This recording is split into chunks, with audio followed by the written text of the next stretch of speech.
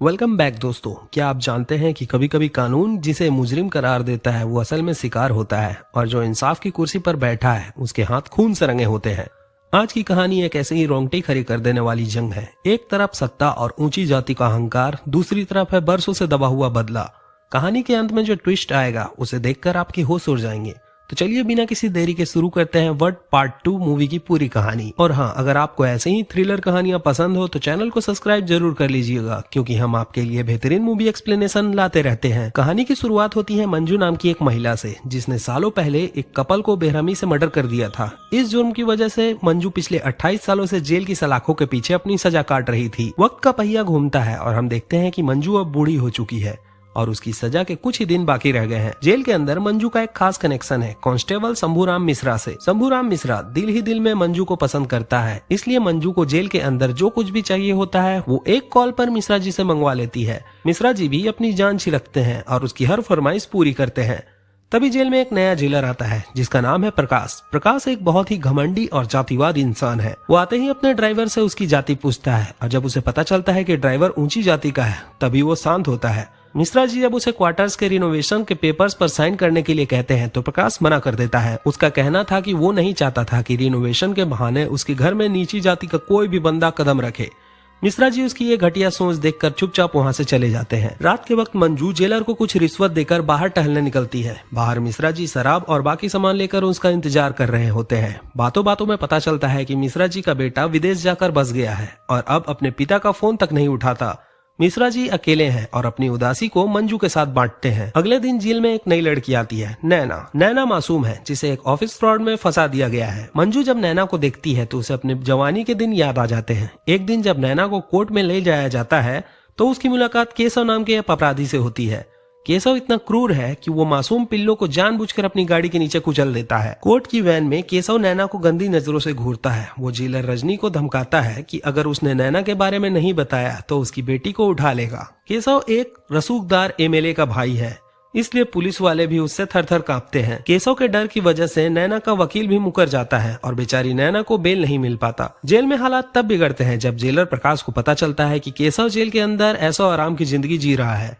गुस्से में प्रकाश उसे एक काल कोठरी में शिफ्ट कर देता है। रात को केशव प्रकाश को फोन पर बहुत बुरा भला कहता है, जिससे तिल मिलाकर प्रकाश जेल अंदर आता है और केशव की बेदम पिटाई कर देता है। लेकिन अगली सुबह पूरी जेल में हड़कंप मच जाता है क्योंकि केशव अपनी कोठरी से गायब था। इंस्पेक्टर अजीत सिंह मामले की जांच करने आता है। जांच में पता चलता है कि जिस रात केशव गायब हुआ था उस रात सिर्फ मिश्रा जी सब्जियों की बोरियां लेकर बाहर गए थे। अजीत को शक होता है और वो मिश्रा जी के घर पहुंचते हैं। वहाँ उसे एक बड़ा फ्रिज दिखता है। मिश्रा जी सफाई देते हैं कि ये फ्रिज उन्हें किसी ने गिफ्ट किया है। जब अजीत उनसे पूछता है कि क्या उन्होंने केशव की लाश बाहर निकाली तो मिश्रा जी कहते हैं कि पुलिस वाले हर बोरी को नुकीला सुआ मार कर चेक करते हैं, तो कोई इंसान बाहर कैसे जा सकता है। अजीत को उसकी बात सही लगती है और वो चला जाता है। लेकिन जैसे ही अजीत बाहर निकलता है हम देखते हैं कि उस फ्रिज के अंदर केशव की लाश पड़ी हुई है। समय बीतता है और मंजू जेल से रिहा हो जाती है। इधर पुलिस को केशव की लाश क्वार्टर्स के पीछे दबी हुई मिलती है। लाश के पास एक पुलिस को एक सोने की अंगूठी मिलती है जो जेलर प्रकाश की थी। शक की सुई अब सीधी प्रकाश पर घूम जाती है और उसे सस्पेंड कर दिया जाता है। लेकिन इंस्पेक्टर अजीत को अभी भी कुछ अजीब लग रहा था। वो फिर से गहराई से जांच शुरू करता है और नैना से मिलता है। तब नैना उसे असली कहानी सुनाती है। उस रात जेलर रजनी ने अपनी बेटी को बचाने के चक्कर में नैना को डिस्पेंसरी में केशव के पास भेज दिया था। केशव ने वहां नैना के साथ जबरदस्ती करने की कोशिश की। तभी बाहर टहल रही मंजू ने नैना की चीखें सुनी और अंदर आकर केशव पर हमला कर दिया। दोनों के बीच हाथापाई हुई और केशव बेहोश हो गया।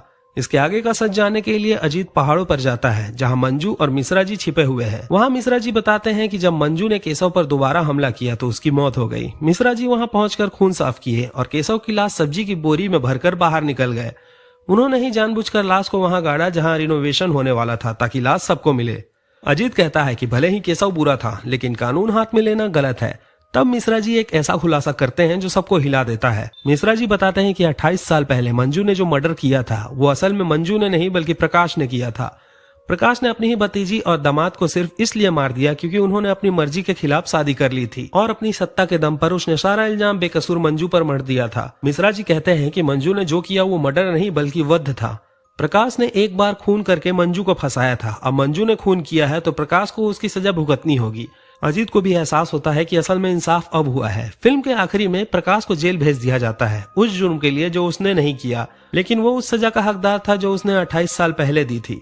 और उधर पहाड़ों में शांत वादियों में मंजू और मिश्रा जी अपने सुकून भरी जिंदगी बिता रहे होते हैं। उम्मीद करता हूँ आपको ये कहानी पसंद आई होगी। ऐसे ही बेहतरीन मूवी एक्सप्लेनेशन देखने के लिए हमारे वीडियो को लाइक करें, शेयर करें और चैनल को सब्सक्राइब करके हमारे फैमिली का हिस्सा बनिए। मिलते हैं अगली कमाल की वीडियो में।